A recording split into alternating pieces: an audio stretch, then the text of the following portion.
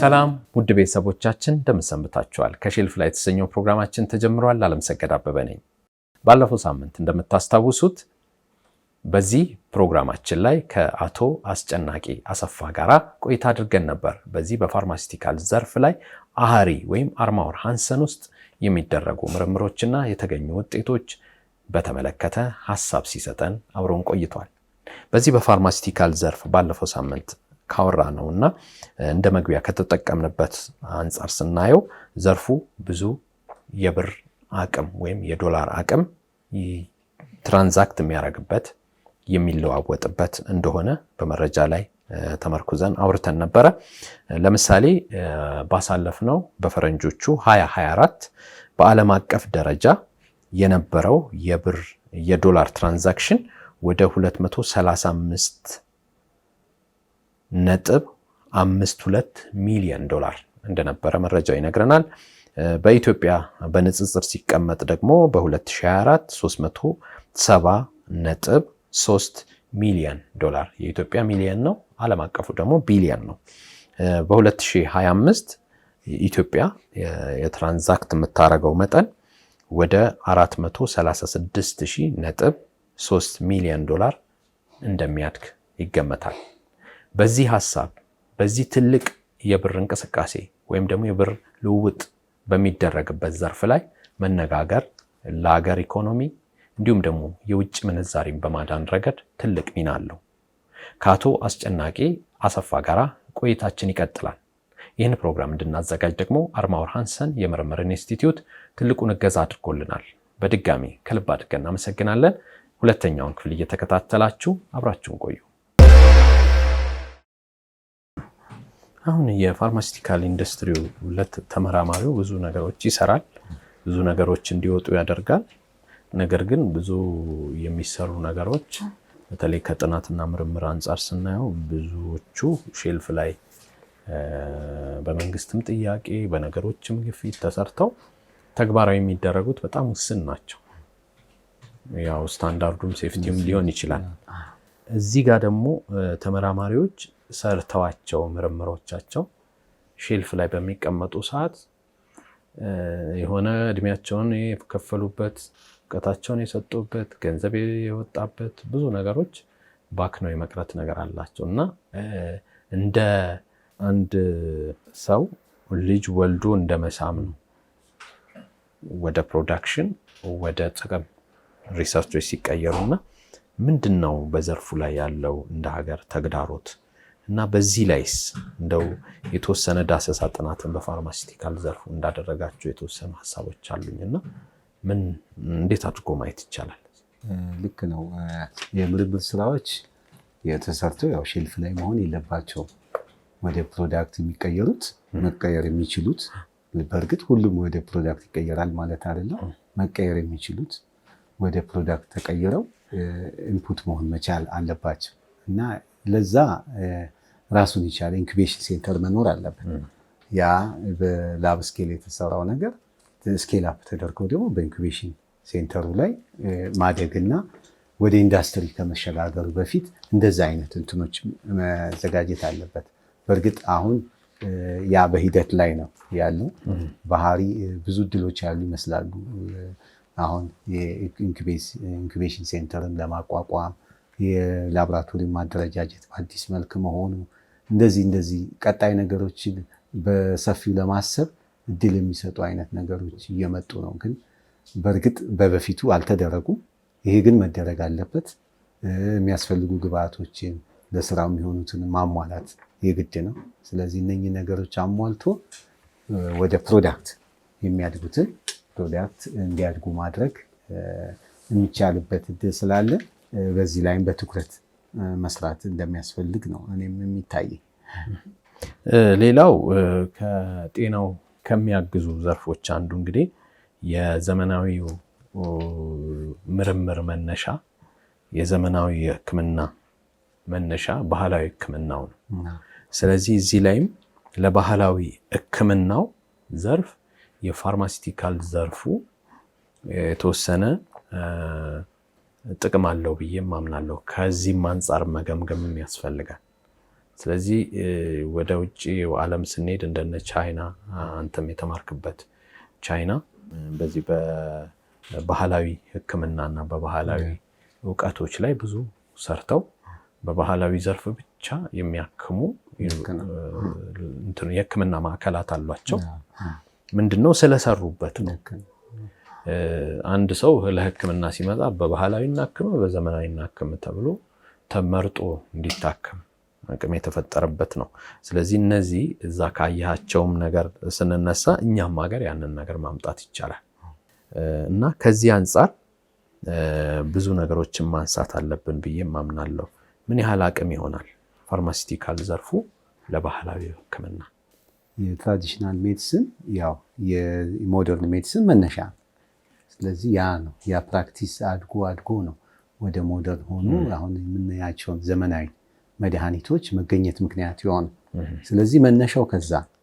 ስለዚህ ያንን ማስተሳሰር ያስፈልጋል። አሁን እኔ ቅድም ያልኳቸው ኢንፑቶች በሀገር ውስጥ መመረት የሚችሉ የምንላቸው በትራዲሽናል ሜዲሲን አካባቢ ያሉትን አሳድጎ ደረጃቸውን ጠብቆ ግሬዳቸውን አሻሽሎ በኢንዱስትሪ ሌቭል የሚሆኑበትን አንዳንድ የኳሊቲ እና ሌሎች ከዛ ጋር ተያያዥ ነገሮችን አሟልቶ እንደ ግብአት የሚመጡበትን ማድረስ ይቻላል። ስለዚህ ቢያንስ አክቲቭ የሆነ የፋርማሲቲካል ኢንግሪዲየንቱን ጊዜም ስለሚወስድ ከሱ መጀመር ይቻላል። ግን ኤክስፔንቶቹ እነኚህ ኢነርት የሆኑት ወይንም አክቲቭ የሌላቸው ግን ለመድኃኒት ግብአት ሆነው የሚያገለግሉት ላይ በትኩረት መስራት ይቻላል። እነሱ ማሳደግ ይቻላል። ስለዚህ አሁን ካሳቫን ማንሳት ይቻላል። ካሳቫ በዛ ላይ አሁን እኛ ቪዚቢሊቲ ስተዲ እያጠናን ነው። በሀገር ውስጥ ያለው የካሳቫ ምርት ለፋርማ ግሬድ እንዲሆን ምን ይመስላል፣ ቪዚቢሊቲ አዋጭነቱ ምንድን ነው የሚለውን ጥናት እያጠናን ነው እና ያ ጥናት ለዚህ ግብአት ይሆናል። ስለዚህ ይሄ አንዱ ነው። የተለያዩ እንትኖችን ግብአቶችን ከዛ ተነስቶ ግሬዳቸውን አስጠብቆ ለሞደርን ወይም ለዘመናዊ ፋርማሲቲካል ኢንዱስትሪዎቹ ግብአት እንዲሆኑ ማስቻል ይችላል እና ኢንቨስትመንት ይጠይቃል። የመንግስትም ይህንን በልዩ ሁኔታ መደገፍ ይፈልጋል። ስለዚህ በዛ ደረጃ ከተሰራበት ምንም ጥያቄ የለውም። የትራዲሽናል ጋር የሚሰሩ አሳድጎ የሞደርኑን ግብአት እንዲያሟሉ ማድረግ ይቻላል። የሌሎች አገራዊ ኤክስፔሪንስም እንደዛ ስለሚያሳይ ሁለቱንም ጎን ለጎን ማስኬድ በሚቻልበት ሂደት አለ። እንደ ሌሎች ሀገሮች የትራዲሽናሉ ከሞደርኑ ባልተናነሰ ዶዜጅ ፎርሙ ሌሎችም እንትኖች በዛ ውስጥ እንዲያልፉ ተደርጎ እየተመጋገቡ አብረው እንዲሄዱ ማድረግ ይቻላል። ወይንም ደግሞ ለሞደርን ሜዲሲኑ ግብአት ሆን ይችላል የሚቀርብበት ሁኔታ ማመቻቸት የሚቻልበት እድል ይኖራል። በጣም ደስ ይላል። ውድ ቤተሰቦቻችን ከሼልፍ ላይ በተሰኘው ፕሮግራማችን የዛሬ እንግዳችን አቶ አስጨናቂ አሰፋ ነው። ከሱ ጋር ነው ቆይታ እያደረግን ያለ ነው። በአርማወር ሃንሰን ወይም በአህሪ የምርምር ኢንስቲትዩት ውስጥ በፋርማሲቲካል ዘርፍ ከፍተኛ ተመራማሪ ነው። ከሱ ጋር ነው ቆይታ እያደረግን ያለ ነው። ያነሳንበትም ርዕሰ ጉዳይ በዘርፉ ላይ የሚሰሩ በፋርማሲቲካል ዘርፉ ላይ የሚሰሩ ምርምሮች እንደ ሀገር ደግሞ ማየት ያለብን ያዩዋቸው እውቀቶች ምን ይመስላሉ በሚለው ሐሳብ ላይ እየተነጋገርንበት ነው የምንገኘው። እንግዲህ ከሱ ጋር አሁንም ቆይታችን ይቀጥላል። አህሪ በጣም ብዙ ምርምሮች ከሚሰራባቸው ኢትዮጵያ ውስጥ ትልቁ ተቋም ነው። አንደኛ ተቋም ማለት ይቻላል። የጤናውን ምርምር እንዲመራ በመንግስት ኃላፊነት የተሰጠው ተቋም ነው። ይሄ ደግሞ በበርካታ ተመራማሪዎች የተገነባ ነው። ላለፉት 53 ዓመትና ከዛ በላይ ብዙ የጤናውን ዘርፍ የሚያግዙ ምርምሮች ወጥተዋል። እንግዲህ በሰፋ ባለመልኩ የሚታይና የሚበረታታ ትልቅ የብዙዎችን እድል የመመራመር እድል የፈጠረ ብዙዎች ታላላቅ ተመራማሪዎች የወጡበት ለብዙዎች እድል የሰጠ ለከፍተኛ የትምህርት ተቋማት የምርምር ሴንተር ሆኖ በግብዣም እንዲሁ የሚያገለግል የሚረዳ ኤክስፒሪየንስ ሼር የሚያደርግ ተቋም ነው። በውስጡ ብዙ የምርምር ዳይሬክቶሬቶች አሉ። ከ300 50 በላይ ተመራማሪዎችን የሚያሰራ ተቋም ነው። በትልቅ ህንፃ ውስጥ በትልልቅ ላቦራቶሪ ውስጥ ምርምሮችን የሚሰራ ተቋም ነው። ከሱ ጋር በመስራታችን ደስ ይለናል እኛ በጣም እና ፋርማሲቲካል ዘርፉ ደግሞ በዘርፉ ላይ የሚሰሩ ጥናቶችን በማውጣት ረገድ እና በመደገፍ ረገድ ትልቅ ሚና ይኖረዋል ብዬ አምናለሁና እስቲ ከሌሎች የምርምር ዘርፎች ጋራ እንዴት ነው የፋርማሲቲካል ዘርፉ ተጋግዞ የሚሰራው የሚለውን ነገር አብረን ማየት ብንችል። ይሄ ያው የምርምር ስራዎች ባንድ የሚሰሩ አይደሉም። የሁሉም ተሳትፎ ይፈልጋሉ። ከኛ ጋር ከኢንዱስትሪ ጋር ባለ ሊንኬጅ ከዛ የሚወጡ የምርምር ውጤቶች ሊንክ አድርገው ወደ ኢንዱስትሪ ትራንስፈር እንዲሆኑ የኛ ጋር የማርኬቲንግ ዲቪዥን ስላለ ስለዚህ እነኛ እንትኖች ሊንክ አድርገን ወደዛ የሚወጡበትን እድል የሚፈጠርበት አለና አንዳንድ የተጀመሩ ነገሮችም አሉ። አሁን ለምሳሌ የአንቲ ፈንጋል ኦይንትመንት ከትራዲሽናል ሜዲሲን ምርምር ዘርፍ ወጥቶ ያንን ከአምራቾቹ የአዲግራት ፋርማሲቲካል ፋክተሪ ጋር በማያያዝ ፕሮዳክቱ ወደዛ እንዲሄድ የሚሆኑት ሁኔታዎች እየተሰሩበት ነው እና እንደዚህ የደረሱና ወደ ኢንዱስትሪው መሸጋገር የሚችሉ ምርምሮች ሲኖሩ ያንን በእኛ ሊንክ ተደርገው የሚወጡበት እድል አለ እና ይሄ ያያይዛል ኢንዱስትሪው ከምርምሩ አያይዞ ቴክኖሎጂ ትራንስፈር ላይ ስራዎችን መስራት የሚቻልበትን እድል ይፈጥራልና በእርግጥ እነኚህ አንዳንድ መሟላት ያለባቸው ነገሮች አሉ። የኢንኩቤሽን ሴንተር መቋቋም፣ በሙሉ አቅም መቋቋም፣ ስኬል አፑን የመጨመር ወደ ኢንዱስትሪው ሲሄድ አንድ ከላብ ወርክ ትንሽ ስኬል አፕ ተደርጎ ወደ ኢንዱስትሪው ሲሄድ ደግሞ የበለጠ አዋጭ ይሆናል እና ወደ ኢንዱስትሪው የሚሄዱ ነገሮች ደግሞ አዋጭ መሆን አለባቸው። ኮሜርሻላይዝ የሚደረጉ ነገሮች ናቸው መሆን ያለበት። ገበያ ውስጥ የሚገቡ መሆን አለበት እንጂ ለሪሰርች ፐርፐዝ ብቻ የሚሆን አይደለም። ያዋጣል። ኢንዱስትሪው ላይ ያለው ቢዝነስ ስለሆነ እዛ ላይ ያዋጣል የሚለውን ነገር ያህል ምርምሩ ያዋጣሉ፣ ይህን ነገር ባመርተው ገበያ ያገኝበታለሁ የሚለውን ነገር ተያያዥነት ነገር ስላለው እነኛን መለየት ወደዛ ቢሄዱ ፕሮዳክቱ ውጤታማ የሚሆንበትን ነገር መስራት እነኚህ ነገሮችን አያይዞ መሄድ የሚቻልበት እድል ይኖራልና ሴክተሩ በቅርበት መስራታችን እነኚህን እድሎች ለማመቻቸት እድል ይሰጠናልና በዚህ ከሌሎቹ ጋር የምንሰራበት እድል አለ ብዬ አምናለሁ።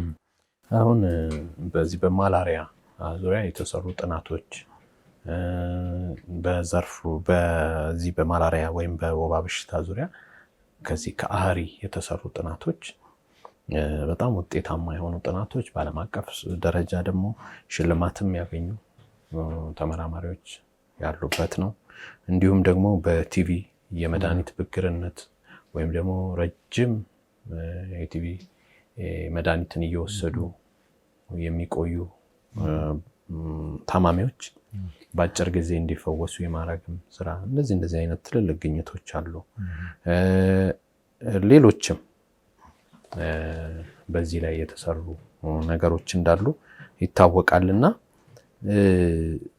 እነዚህንም ማገዝ ይፈልጋል። ለምሳሌ ከኪትሶች ጋር አሁን ከምርምር ኪትሶች ጋር አገናኝተን በተለይ በማላሪያ ዙሪያ ብዙ ነገሮችን ማለት የሚቻል ይመስለኛልና ይገናኛል እሱ ብዬ ነውና ትልልቅ ላቦራቶሪ ፋሲሊቴት መሆን ይፈልጋልና ከዚህም አንፃር ማንሳት አለብን ብዬ አምናለሁና ምን ሐሳብ መስጠት ይቻላል? ቀደም ሲል የተወሰነ ከዚህ ከኦይንትመንት ወይም ከዚህ ጋር ያነሳል ነገር እንዳለ ሆኖ ማለት ነው። ያው አሁን ምንድነው የምርምር አይነቶች የተለያዩ ናቸው። አንዳንዶቹ ምርምሮች ፖሊሲ ብሪፍ ሆነው ፖሊሲ የሚያስቀይሩ ሆነው ግብአት ይሆናሉ። አንዳንዶቹ ፕሮዳክት ዲቨሎፕ ሆነው ኮሜርሻላይዝ ተደርገው ለሀገር በዛ የሚጠቅሙበት ሁኔታ ይኖራልና አሁን እነኛን መለየት ቀዳሚው ነገር የሚሆነው መለየት የቶቹ ናቸው ወደ ኢንዱስትሪ ትራንስፈር ቢሆኑ ለሀገር የውጭ ምንዛሪ በማዳንም በቅርበትም ፕሮዳክቱን ከማግኘት ጠቃሚ ናቸው የሚሉትን መለየት ያስፈልጋል እና እነኚህን አስተሳስሎ መስራት ይፈልጋል። እንደ ምሳሌ ቅድሞ የትራዲሽናል ሜዲሲንን አነሳው። ሌሎቹ የሪሰርች ኤሪያ ላይ ያሉት በእንደዚህ አይነት እንትኖች ላይ ወደ ፕሮዳክት የሚሆኑትን ማምጣት፣ ወደ ኢንዱስትሪው ሊንክ ማድረግ እና ቀጣይ ስራዎችን ለመስራት ሬዲ መሆን ይፈልጋል እና እነኛ ነገሮች እንትን ካሉ ያው እዛ የሚሄዱ ነገሮች ያው የኮሜርሻላይዝ የሚደረጉ ስለሆኑ በዛ ደረጃ ተገዢ ገበያውን የሚያሳዩ ትርፋማ የሚያደርጉ መሆናቸው ማሰብና ተያያዥ ነገሮችን በደንብ አድርጎ መገምገም ይፈልጋልና በዛ ደረጃ ከሆኑ እንትን ማድረግ ይቻላል። ጅማሬው እንደዛ ከሆነ ስለሆነ ከሪሰርች ነው ሁሉም ነገር የሚጀምሩ። ከዛም እያለ እያደገ ነው ወደ ኢንዱስትሪ የሚመጣውና እኛ በመሀል ላይ በመሆናችን ይህንን ነገሮች የሚወጡ ፕሮዳክቶች ወደዛ የሚሄዱበትን ነገር ማመቻቸት የሚቻልበት እድል ይኖራልና ይህንንም ተቀራርቦ በመስራት ያንን ነገር ማኔጅ ማድረግ ይቻል ይመስለኛል። እንግዲህ ትልቅ ተቋም ነው አሃሪ። ከአሃሪ ደግሞ አንዱ ዘርፍ የፋርማሲቲካል ዘርፉ ነው ብለናል። አንተም ደግሞ በዚህ ላይ ትልቅ ሚና ካላቸው ተመራማሪዎች መካከል አንዱ ነህ። እንደ አሃሪ ምን ያህል አይነት አቅም ገንብታችኋል? የሂውማን ሪሶርሱንም ልናይ እንችላለን። የተመራማሪዎቹ ምን ያህል አቅም አለን ብላችሁ ታምናላችሁ? በዚህ ላይ በእርግጥ አሁን ያለን ውስን ቁጥር ነው፣ ግን በዚህ ብቻ አልተወሰንም። በተለይ አሁን በዚህ ሴክተር ላይ አቅም አላቸው የምንላቸው ዩኒቨርሲቲዎች ጋር እየተገናኘን የሰው ኃይል ወደዚህ የማምጣት እየፈጠርን ነው። ከተለያዩ ዩኒቨርሲቲዎች ጋር ባለን እንትን ኔትወርክ ከዛ የሚመጡ ሰዎች ተጨማሪ አቅም ይሆኑናል። ስለዚህ አሁን ካለው የተሻለ ለአሃሪ ኮንትሪቢዩት የምናደርግበት እድል ይፈጥራልና አሁን ያን የሰው ኃይል የማደራጀቱን እንትን እየሄድንበት ነው እና ያ ሰው በበቂ ሁኔታ እየተሟላ ሲሄድ ብዙ ነገሮችን ብዙ ኃላፊነቶችን መውሰድ የምንችልበት እድል ይፈጥራልና ያንን በመስራት ላይ ነን አሁን ያለነው። በጣም አመሰግናለሁ። እንደው ለማጠቃለያ ያክል እንግዲህ ብዙ ልፋት የለፋችሁበት የምትለፉበት ዘርፍ ነው። ወደ ምድር የሚወርዱ በርካታ ነገሮች ቢኖሩ ኢትዮጵያ በየዓመቱ ትራንዛክሽኑን ስንመለከት ቀደም ሲል በመግቢያ የተናገርኩት በ2025 አሁን በያዝነው ዓመት በዚህ በፋርማሲቲካል ዘርፉ ላይ ወደ 436.3 ሚሊዮን ዶላር የሚገመት የገንዘብ ልውውጥ ወይም ትራንዛክሽን ሊኖር ይችላል ተብሎ ተገምቷል። ስታቲስቲክሱ ያንን ያሳየናል። እንደ ተቋም ደግሞ እንደ አንድ ተመራማሪም ስናይ ደግሞ እናንተም አንድ የምትመኙት ነገር ይኖራል። በተለይ ደግሞ ኢንቨስትመንቱን ኢንቫይት ከማድረግና ለሌሎች ለበርካቶች በዘርፉ ላይ ለሚሰለጥኑ ሰዎች የስራ እድልም በመሆን ረገድ ኢኮኖሚውንም ከመደጎምም ባሻገር የሰዎች የመኖሪያ ምክንያትም ከሚሆኑ ዘርፎች አንዱ መሆን አለበት ብዬ አምናለሁና እንደ ማጠቃለያ ምርምሩ ላይ ሰፋ ያለ ኤክስፒሪየንስም በተለያዩ ተቋማት ከመስራት አንፃር ብዙ ነገር የምታይ ይመስለኛልና ምን ማለት ይቻላል? ያው ኢንቨስትመንት አማራጫችን ነው። አሁን ይህን ሴክተር ካለበት አንድ ስቴፕ ወደፊት ለማስኬድ ስለዚህ እዛ ላይ ብዙ ስራዎች ይጠብቁናል። የተጀመሩ ስራዎች ጥሩ ናቸው። ያው በዛው ሬት ማስኬድ እና ካምፓኒዎችን በዛው መጠን እንዲገቡ ማድረግ ነው። አንዳንድ እንትኖች ትላልቅ ካምፓኒዎች ሁሉ ጥያቄ ሲያቀርቡ አውቃለሁ በፊት ኢትዮጵያ ውስጥ ቅሊንጦ ኢንዱስትሪ ፓርክ ውስጥ ለመግባት። ስለዚህ ያንን ነገር በአዲስ ኢኒሼት ማድረግ ያስፈልጋል። ይህን ሴክተር መለወጥ ካስፈለገ በኢንቨስትመንት ነው። ኢንቨስትመንት ቁጥሩን በመጨመር ሴክተሩ ላይ የሚገቡትን ሰዎች ኢንዱስትሪዎች በመጨመር ነው ፕሮዳክቱን መጨመር የሚቻለው፣ ከውጭ የሚመጣውን ማስቀረት የሚቻለው። ስለዚህ በዚህ ራሱን የቻለ የኢንቨስትመንት ኮሚሽን ቢኖርም እሱ አጠቃላይ ለሀገሪቷ ኢንቨስትመንት ነው። በዚህ ሴክተር ደግሞ የፋርማሲቲካል ኢንዱስትሪን በቅርበት እንደሚከታተል እንደኛ ከነሱ ጋርና ከሌሎች ከውጭ ጉዳይ ጋር ሊሆን ይችላል ከሌሎች ፓርትነሮች ጋር በደንብ በቅርበት እንትን ብሎ ይህንን የኢንቨስትመንት አማራጩን አሟጦ መጠቀም ይፈልጋል። እንደዛ ሲሆን ነው ይሄ ሴክተር አንድ ስቴፕ ፈቀቅ ብሎ ወደፊት የሚሄደውና ይሄና በትኩረት በርብርብ በቅንጅት መስራት ያስፈልጋል። ከምን ጊዜውም በላይ ማለት ነው።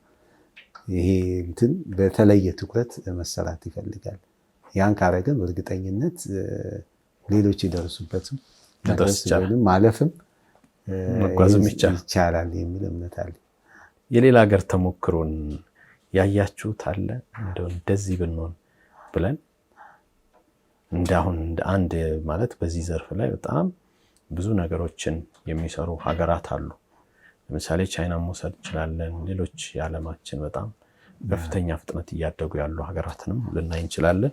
የተወሰኑ ሀገራትንም ጠቅሰን እንደነሱ እንደዚህ ብንሆን በዚህ በፋርማሲቲካል ዘርፉ ከሚደረገው ትራንዛክሽን ኦልሞስት ይህን ያህል ፐርሰንቱን ኢኮኖሚያቸውን ይደጉሙበታል ብለንም እንድናይ ያደርገናል ብዬ አምናለሁና በማጠቃለያም ይሄንን ብታካትተው ደስ ይለኛል።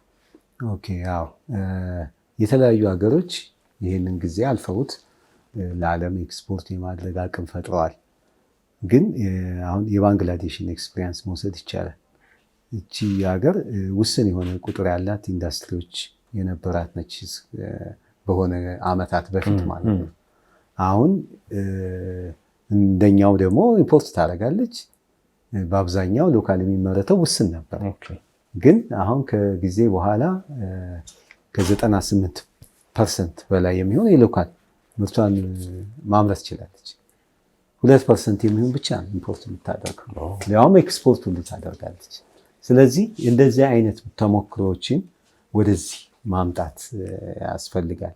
ይቻላል ማለት ነው። ሌሎች ሀገር ሄደው ተነስተው እዛ ደረጃ ከደረሱ እኛም በአግባቡ ፖሊሲዎቹ ሬጉሌሽኑ ይህን ሰፖርት አድርጎ ኢንቨስትመንት ፖሊሲዎች ላይ ያሉት ነገሮች ከተስተካከሉና አትራክት የሚያደርጉ ከሆነ ያንን ቦታ መድረስ እንችላለን እና እንደዚህ አይነት ነገሮች ላይ ትኩረት ቢደረግ እነሱ እንዴት ተሻገሩት፣ ይህንን ነገር እንዴት ፈቱት የሚለውን ነገር በደንብ መርምሮ ወደኛ ብናመጣው መፍትሄ ይሆናል የሚል ሀሳብ አለ። በጣም አመሰግናለሁ። ውድ ቤተሰቦቻችን ከሼልፍ ላይ በተሰኘው ፕሮግራማችን የዛሬ እንግዳዬ ከአርማወር ሃንሰን የምርምር ኢንስቲትዩት የፋርማሲቲካል ዘርፍ ከፍተኛ ተመራማሪ ከሆነው ከአቶ አስጨናቂ አሰፋ ጋር ነበረ ቆይታ ያደረግነው በሁለት ክፍል። እንግዲህ ውድ ጊዜውን ሰጥቶ እዚህ አብሮን ስለቆየ በጣም አድርጌ አመሰግናለሁ። አርማወር ሃንሰን የምርምር ኢንስቲትዩት ደግሞ ዋና አጋራችን በመሆን ይህንን ፕሮግራም እንድናዘጋጅና ለውድ ቤተሰቦቻችን ለእናንተ እንድናቀርብ አግዞናል። ከልብ አድርገን እናመሰግናለን። እንግዲህ ምርምሮችን እናበረታታለን፣ ምርምሮችን እናስተዋውቃለን። ምርምሮች ወደ ምድር ወርደው ደግሞ ከሼልፍ ሲሳይነት አልፈው ለህብረተሰብ ጥቅም እንዲውሉ እንተጋለን። አብራችሁን ስለነበራችሁ ስለምታግዙን፣ እንዲሁም ደግሞ በሐሳብም ደግሞ ሐሳባችሁንም እያጋራችሁ አብራችሁን ስላላችሁ በጣም አድርጌ አመሰግናለሁ። ሳምንት በሌላ ምርምርና ተመራማሪ እንገናኛለን። እስከዛው መልካም ሳምንት ይሁንላችሁ።